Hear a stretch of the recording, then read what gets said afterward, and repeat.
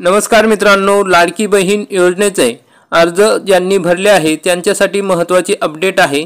मग नारी शक्ती ॲपवर तुम्ही जर अर्ज भरला असेल तर त्याच ठिकाणी आपण आता तो आपला अर्ज मंजूर झालेला आहे का, पेंडिंग का आहे याविषयी सविस्तर माहिती आपल्याला मिळू शकणार आहे। कारण की आता ॲपमध्ये नवीन 4 बदल या ठिकाणी केलेले आहे। तर मग आपला अर्ज अप्रूव्ह आहे का, पेंडिंग का आहे, मग कशा प्रकारे चेक करायचे त्याविषयी माहिती आपण आजच्या या व्हिडिओमध्ये बघणार आहोत। तरी हा व्हिडिओ आपण शेवटपर्यंत बघा। चॅनलवरती नवीन असाल तर चॅनलला सबस्क्राइब करा, बेल आयकॉनला क्लिक करा।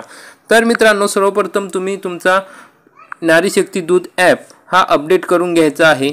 अपडेट झाल्यानंतर आपला जो प्रोफाइलला मोबाईल नंबर टाकला आहे तो मोबाईलने टाकून या ठिकाणी ॲक्सेप्टला क्लिक करून लॉग इन करून घ्यायचं आहे।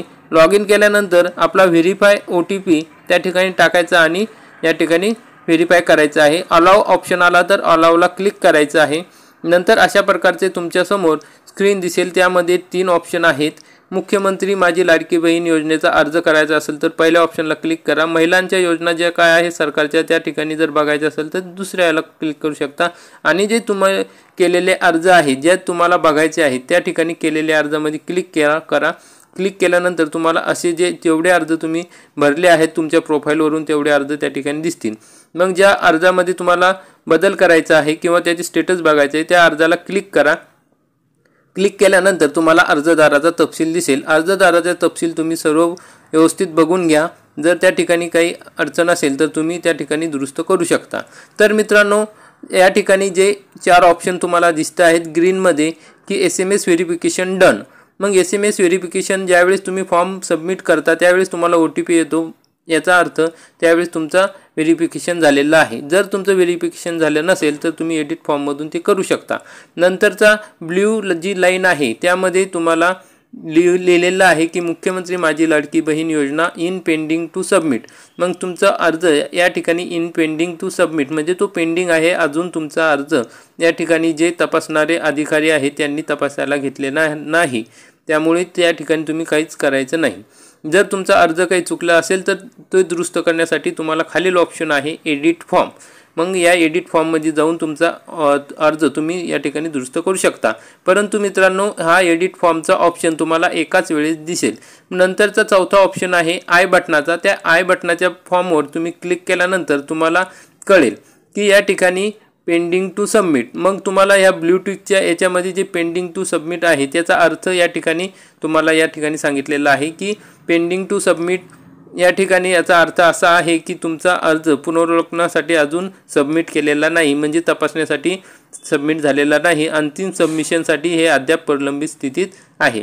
पुढचा ऑप्शन आहे ॲप्रो म्हणजे या ठिकाणी तुमचा अर्ज जर त्या ठिकाणी तसा ऑप्शन आला तर तुमचा अर्ज या ठिकाणी स्वीकारला गेला आहे आणि तो तुमचा अर्ज मंजूर केलेला आहे, असा या अप्रोचा अर्थ होतो। नंतरचा ऑप्शन आहे इन रिव्ह्यू म्हणजे पुनर्वलोकनात आहे, म्हणजे तुमचा अर्ज आता तपासला जात आहे।